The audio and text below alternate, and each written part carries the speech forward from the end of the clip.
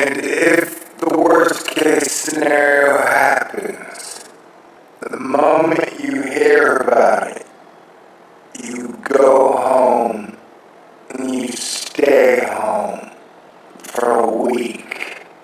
Don't take any chances.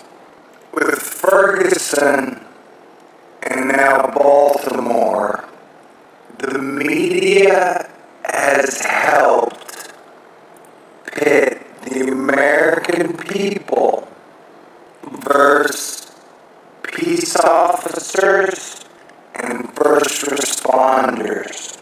And now with Jade Helm, the American media is pitting the average American versus the armed forces soldiers in the Army, Navy, Air Force, Marines, National Guard. And you gotta stop and ask, why would they be doing this? Stay cool. Baby, I need your love. This is a Thor News presentation. Hit the button, baby. Thor News presents. Alright, here's the subject I don't want to talk about. I haven't wanted to talk about it, and I feel it's been dangerous for me to discuss up until now. It's still dangerous, but last night President Barack Obama gave me an opening. At the White House Correspondents' Dinner, he made a joke that his hair had turned so white and he looked so old that John Boehner had already invited Benjamin Netanyahu, the Prime Minister of Israel, to speak at his funeral. And now, I don't know if you guys know who Benjamin Netanyahu is. He's the Prime Minister of Israel, and he thinks he's the gangster godfather of Earth. He came over to America, gave a speech to Congress, and then when the United States and Iran worked at a preliminary peace deal, he chastised America in the media, and then the Israeli embassy trolled the White House, and it's like, we've sent them $100 billion. We're basically attacking 60% of all the Middle Eastern countries for the benefit of Israel, and they still show us no respect, no thanks, no appreciation. Now, this is not an anti-Semitic video. This is not a, oh my God, Zionists are out to destroy. Because the Jewish people are good people. Now, I think Benjamin Netanyahu is a warmongering ass. I stand by my American right to believe that. He's almost like the Middle Eastern version of John McCain, in my opinion, where war is the only thing that will settle things. Now, we've had a lot of people going crazy with every single minute detail of Jade Helm, a training exercise across the United States, and the overall thought process seems to have been, at some point in time, our soldiers are just going to be told to impose martial law upon America, and then they're just going to do it, and we're going to live in a police state. Now, this is ridiculous to me. How many anti-freedom soldiers would you need to lock down Texas? Like, if you're gonna put Texas in a governmental FEMA camp police state, exactly how many soldiers would you need to do that? 100 million, maybe? Where are you gonna get those 100 million soldiers? From China? You know? So that idea is ridiculous.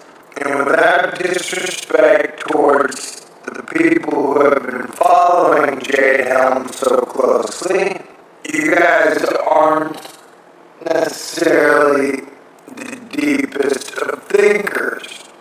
And that's okay.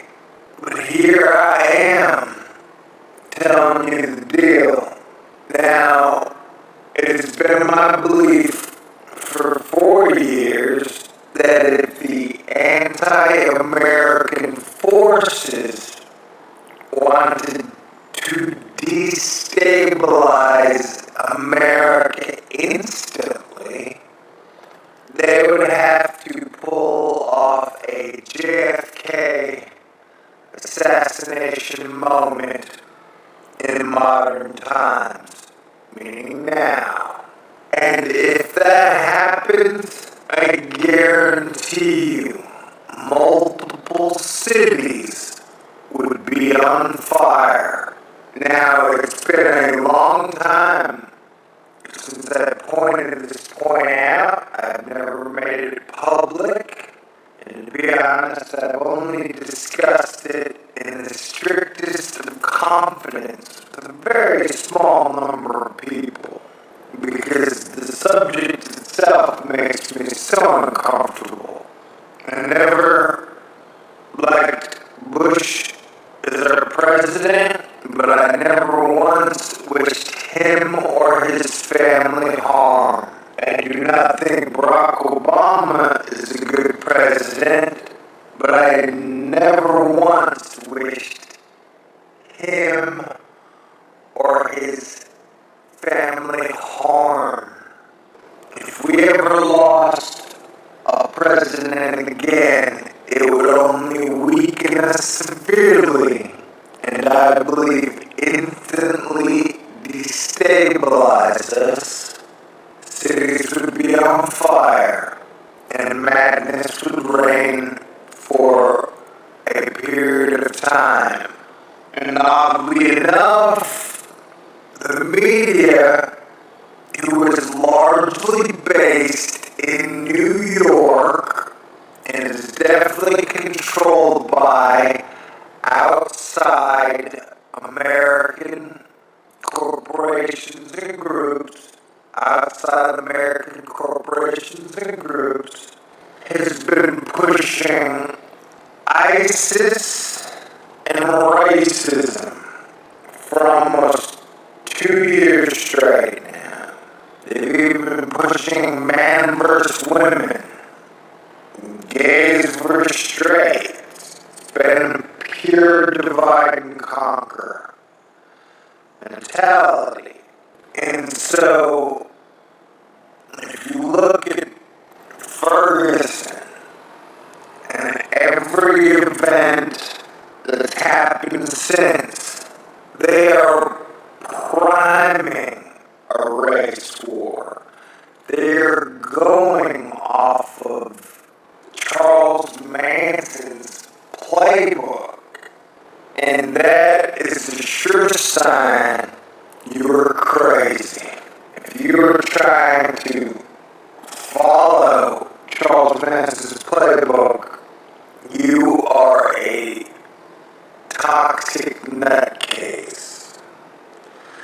And scarily enough, the sad thing is a lot of the doom people, it's like you guys have your heart set on doom. And you won't be happy unless there's total doom. Just so you can say, I was right. You're like doom nihilists. And that makes me sad. I still believe in my heart 70% of Americans are good people. And given the right choice and the right opportunity, we would do the right things. So 1% of powerful sociopaths who are ruining the show, who are shitting on everybody's picnic table at this parade. So as much as you may not like him, we must keep our president alive. By all means, keep your eye on him and make sure he's walking the straight and narrow path. Because if we ever lost him, our country would go downhill fast. And as I said, it's almost like the event the media is priming the American people for. And obviously, the media itself is anti-American. As a large collective, they make their money off of divide and conquer stories, and the media has been consolidated so tightly by such powerful outside American forces that they're just slapping our country around like a little bitch, and everybody's getting mad. Everybody's blaming like, oh, it's Obama's fault. No, man, it's all of our faults. This didn't happen overnight. Our country has slowly but speedily slid into the shitter on a slippery slope since 9/11. Alright, that makes it clear for everybody. We have to unite as a people. We have to come together and recognize this is really not Americans fucking Americans. These are outside forces. It has been my opinion that Obama has always been intended to be the bag holder, the fall guy. He goes and we go, and we must prevent that. Man, these time machine wars are crazy. Okay, well, God bless everybody. God bless everyone. I stand for a peaceful world. We've never even attempted a global truce. In the 90s, people believed peace was possible. And now, almost everybody's been convinced that it's impossible. And that makes me sad. Stay cool. Yeah. None of us need to be a calm ocean.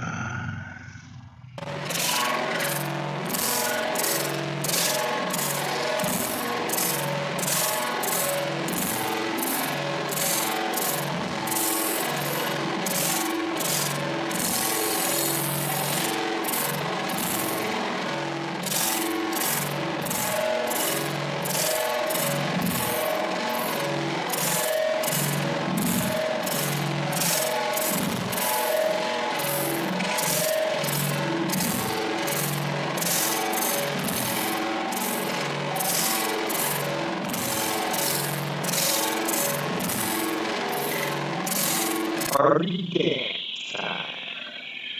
Stay cool. Hit the button, baby. Hit the button, baby.